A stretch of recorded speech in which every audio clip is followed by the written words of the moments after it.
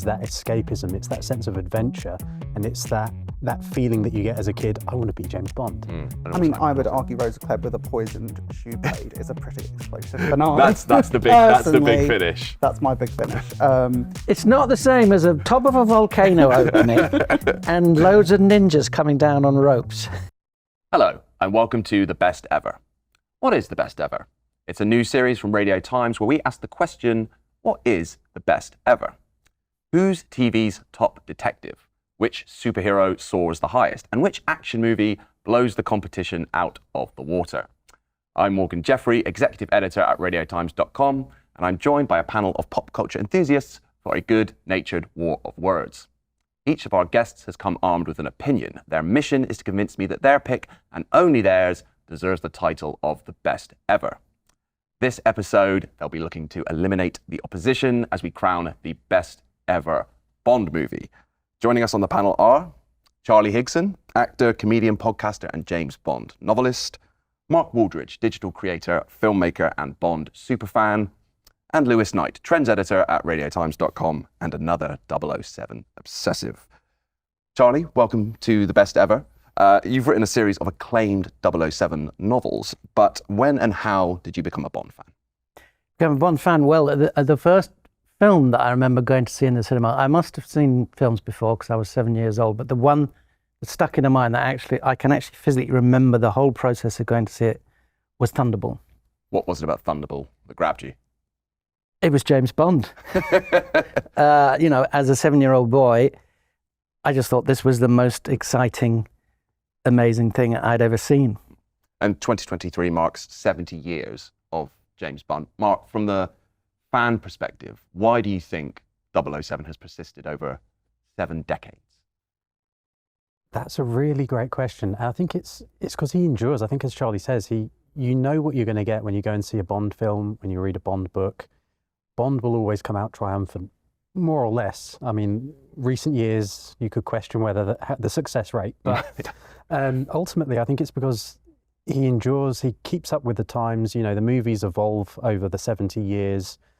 The humour, the action, the one-liners, the music, all the ingredients are there just for a winning formula. And I think it wouldn't still be going if it wasn't a winning formula. So yeah, I think it's because it constantly evolves. And each of you is about to make your case for what you think is the best ever Bond movie. Lewis, no spoilers, but how confident are you that your pick for the best ever Bond movie is going to emerge triumphant? Well, I think my pick for my favourite / best Bond film probably shifts and oscillates quite a lot all the time, depending on my mood, because they all offer quite different things. I think, as we were saying, they do evolve over time. But there's the one I've picked, I keep going back to, and I think it's very much like quintessential Bond, like true to Fleming, true to the character and the franchise, but also the impact that it had, I think, is still being felt today. Okay.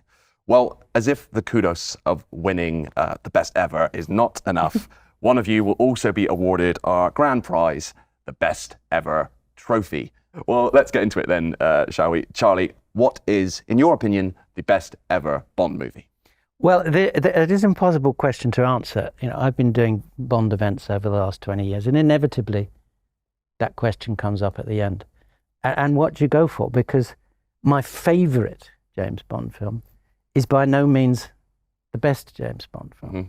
And to show it, to a modern audience, say, who'd never seen a Bond film, and you show, how many have there been now? 24? 25? 25 films spanning 60 years. So, it is, I think, but I'm not going to promote it, that probably overall the best James Bond film is Daniel Craig's Casino Royale. Casino Royale. But my favourite James Bond film, and the one that I'm going to push, perhaps vainly, because many people would not put it as the best or their favourite, is You Only Live Twice. Okay, why? Well, having gone to see Thunderball as a 7-year-old, I was so excited to see the next one. The anticipation for it was so much. You could collect bubblegum cards. There were programs on the TV about it. Everyone was talking about it. And then you go and see it, and for a 10-year-old boy, it's got everything you want from a James Bond film. It is almost this pure, unfiltered Bond, isn't it? There's so many I don't know how many Bond fans would say it's their favourite, but certainly so many iconic moments are in that film. You know, the villain, Blofeld, the villain in the hollowed out volcano, all those things that have become... A piranha tank. A piranha tank. With a bridge that separates. Little Nelly, the one-man flying helicopter. I mean, you know, it was the first Bond film that really went over the top. And everyone at the time was saying, oh my God, has this gone too far? But it's probably, you know, some people retrospectively have said it's almost like a parody of a Bond film, but actually it's the one that if you're going to parody a Bond film, that's the one you do. Do you have a favourite sequence, favourite moment, favourite scene from your Well, you know, as a 10-year-old boy, the roof of the volcano opens, colour-coded ninjas come in, so you can tell them apart from the baddies with their own different coloured jumpsuits. They're coming down on ropes. I mean, that set is just extraordinary. Yeah. Nowadays, it will all be CGI and quite dull, but that was a real huge set they built with a rocket in it and a monorail. Yeah. And there's a huge battle with machine guns and explosions, and you know, the baddies end up in the piranha tank. I mean, that end sequence is just everything you really want from a Bond film. Yeah. Mark, how are you feeling about Charlie's Choice? Are you a You Only Live Twice fan? I am a fan. Yeah. No, I love Charlie's Choice. It was a toss up for my own. So yeah, no, I have no problems with that choice. It is, okay. It is being very diplomatic. Well, so no, far. it's the quintessential Bond movie. It's been parodied so many times. You've seen it in Austin Powers. You've seen it done a million times, and you know it's got all those key ingredients that you want and you expect, and that when you're a kid and you're watching, you know, a film like You Only Live Twice or any of those kind of era Bond movies, they draw you in because it is that escapism, it's that sense of adventure, and it's that feeling that you get as a kid, I want to be James Bond.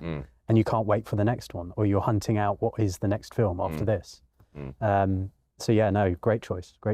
Not the first screen Blofeld, but the first time we see Blofeld's face, of course, in You Only Live Twice.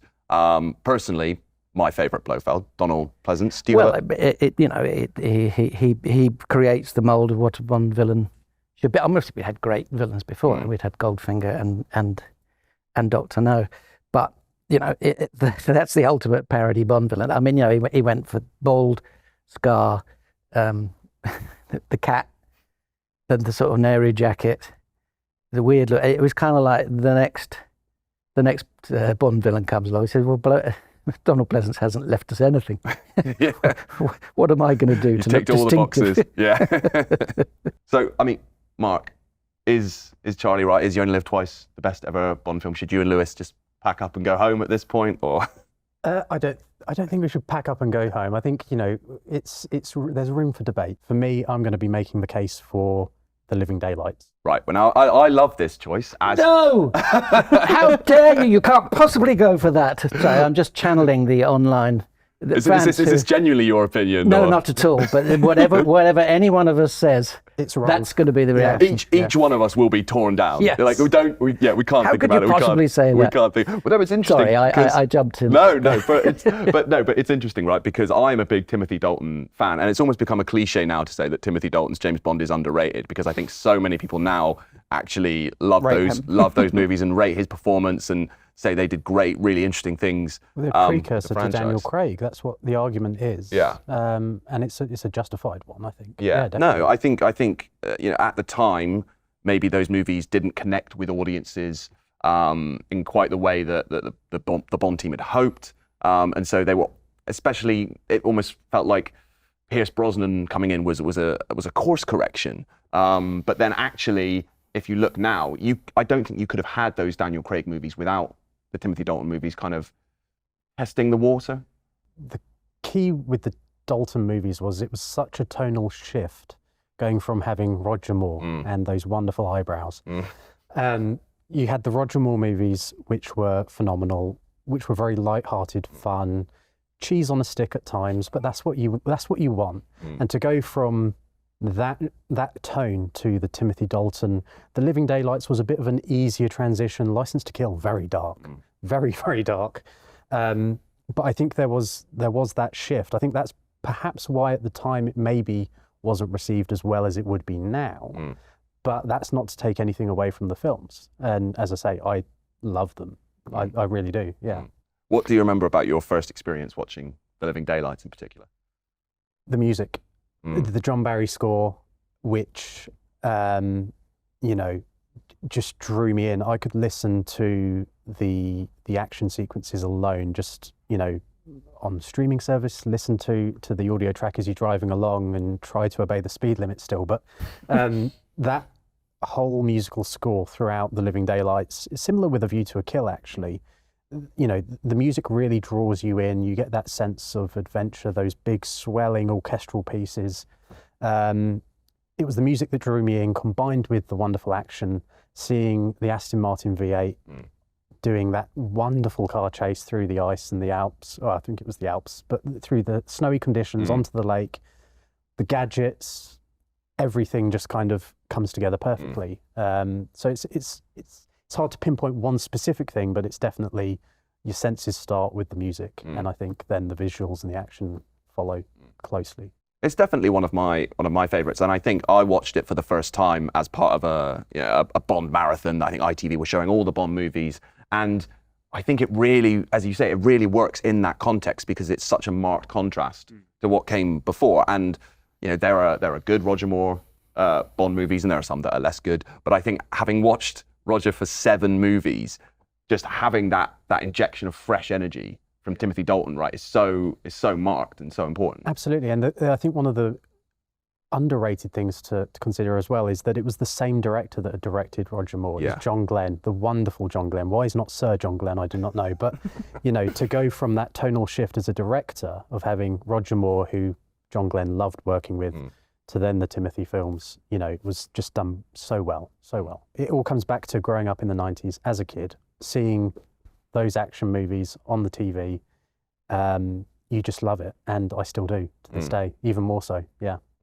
I mean, Lewis, Living Daylights is, because it is that transition point from the Roger Moore movies, it's still, you're right, it's still got that kind of that lightness of touch whilst going back to basics. License to Kill is maybe more controversial in Bond circles because some argue it goes, I love it, but some argue it goes too far the other way. Would you say that's fair? I mean, I personally am a bit, I say in regards to like cheese on a stick with like Roger Moore, I'm a bit lactose intolerant. So that's not really the Bond I really like. So I think when that shift to Dalton, I really like that it kind of starts going back into a bit more of like a serious, kind of a bit more cold-hearted thriller, but not as much as it gets with License to Kill. So yeah, incredibly dark, I think, License to Kill, and quite small as well. I think in terms of like the plotting, it's not a massive, world-ending thing. He's dealing with, like cartels and drug barons, and it's all very like still quite serious. But I mean, I'm personally a fan of it. But yeah, maybe I think it was probably a bit too grisly, I think, for people who'd grown up with Moore and even Connery, I think, who gets quite dark, but not as dark as in that film.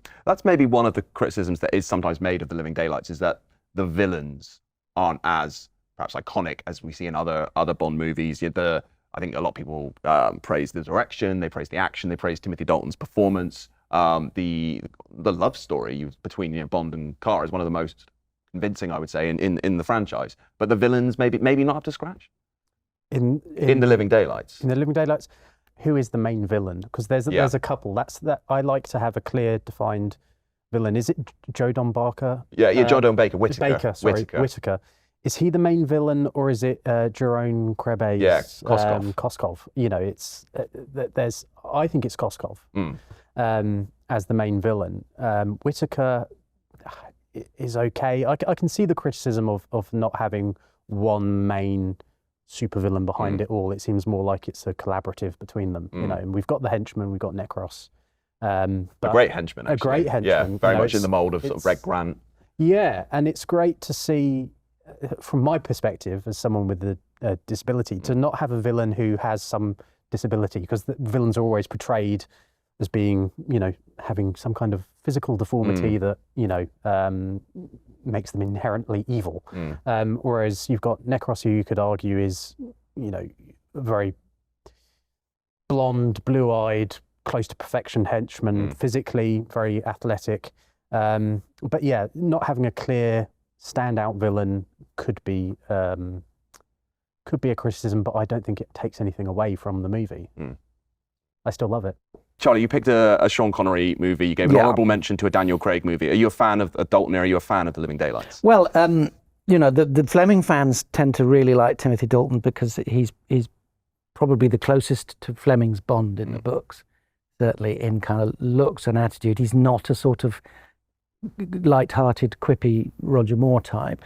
For me, I think the best Bond director is Martin Campbell. I think what he did, rebooting it all with GoldenEye and then rebooting it all again with Casino Royale was pretty extraordinary. And I think he is the director that really knows how to make a Bond film work. To get that balance of grittiness with escapism, sexiness without it being objectionable. Lewis, two very strong pitches from Charlie and from Mark. So if we had to pin you down, in your opinion, what is the best ever Bond movie?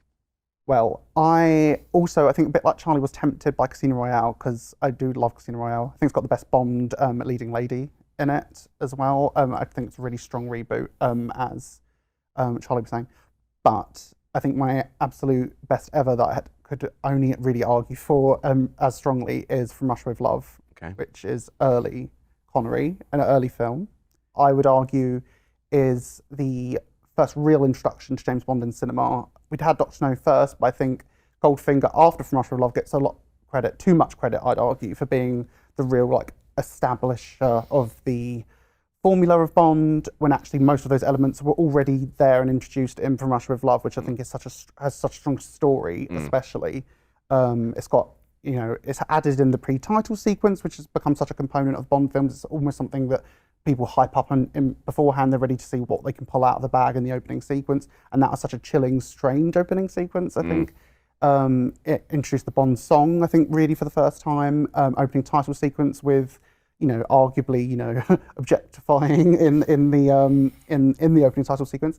But it's such a strong story. I think they did dampen down the Cold War elements a bit from the book, but I think on the whole, it's very much an espionage story. And James Bond is a spy. He's a super spy. So he's an action hero as well. But I think first and foremost, he is a spy. And I think that story is so quintessentially a spy story. And they do inject action into it and do provide those big set pieces. But it is ultimately a spy story. And I think that it really succeeds at that. From Russia with Love, they really do come out the gates charging. Dr. No you could see as maybe a pilot. If they were doing like a TV pilot to see how they got on. It was successful. It laid a great foundation, and then they really charged ahead with From Russia with Love. I love it. I mean, it is, I think all the Bond films are of their time, like License to Kill, it's about drug lords. Yeah, it couldn't be more 80s, it couldn't that movie. be more 80s, Cold War elements of The Living Daylights. But again, the Cold War elements and the proper kind of 60s spy espionage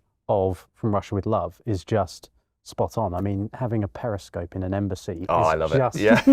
Yeah. is brilliant. It's got amazing elements that, Bond then progresses with. But as a spy espionage movie, yeah, it's a great choice. I can't argue with it. And you're right about the formula as well, because, great, again, slightly different though, in that it's not really clear who is the chief villain in From Russia with Love. It's got a great kind of rogues gallery.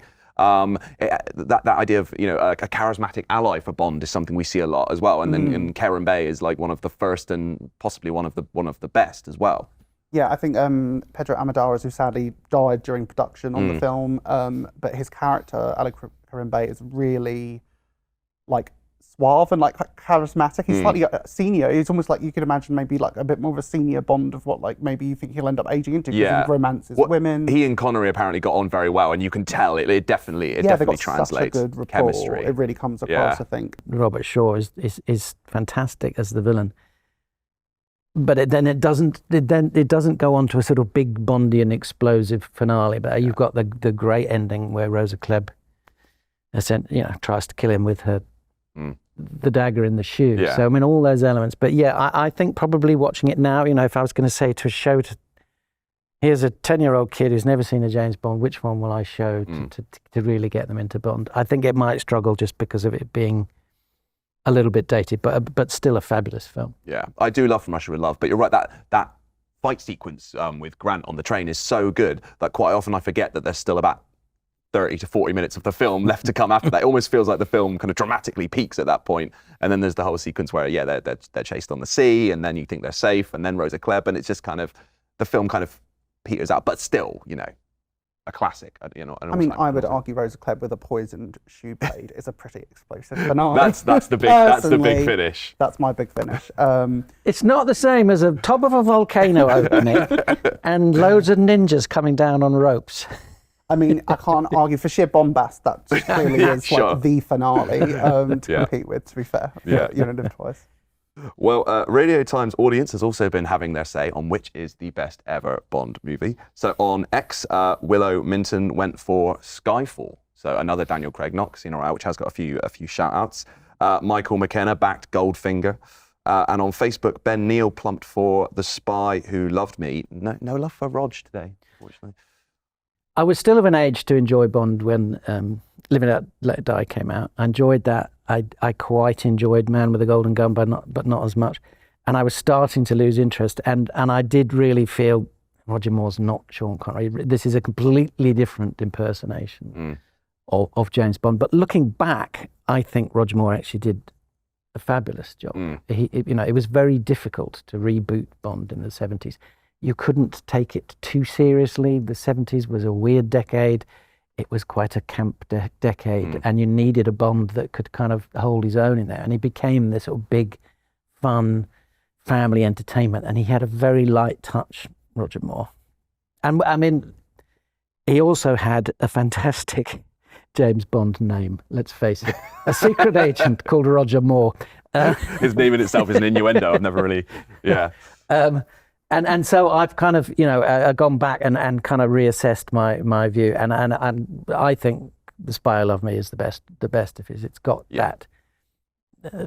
I think it got the right level of spectacle and story and outrageousness without going too far. He also arguably had the hardest job of any Bond actor in the sense, I know he wasn't the first to follow Connery, who had set the mold, but he was the first to do his own thing with it, I would say, because very much what they were trying to do with George Lazenby and what George Lazenby was trying to do was imitate Sean Connery, to the extent that they dressed him like Sean Connery. They made him get his hair cut famously like Sean Connery. Roger Moore came in and did something quite different, and it worked. And if that hadn't worked, that may have been the end of Bond. I mean, what do you think, Mark? Yeah, I'd agree with that. I think they were on firm footing when they chose Sir Roger. At the time, because his track record previous to the Bond movies, The Saint, there were elements of Bond in his previous works. And I think the producers, Cubby, could probably see that. And I think that was probably an informed decision. So I think, yes, it was, as Charlie says, it was a very difficult job for him to take over the role, having had, Sean Connery and George coming beforehand. But I think there was definitely elements, I think, of they're onto a sure thing here. And he does it brilliantly. I mean, Live and Let Die is just, I think back on that again, coming back to childhood, and there's some really scary elements of, around voodoo in that movie. Again, some great villains. Some great villains, So, yeah, it's one of those movies that comes out the gate storming, and Sir Roger was great. I think what we've established is there are lots of very good Bond films. A lot of them. But and it comes down to the one that you were at that age where you were first exposed to it. Yeah. And I think we could probably all say that, that's my favourite, but it's not necessarily the best.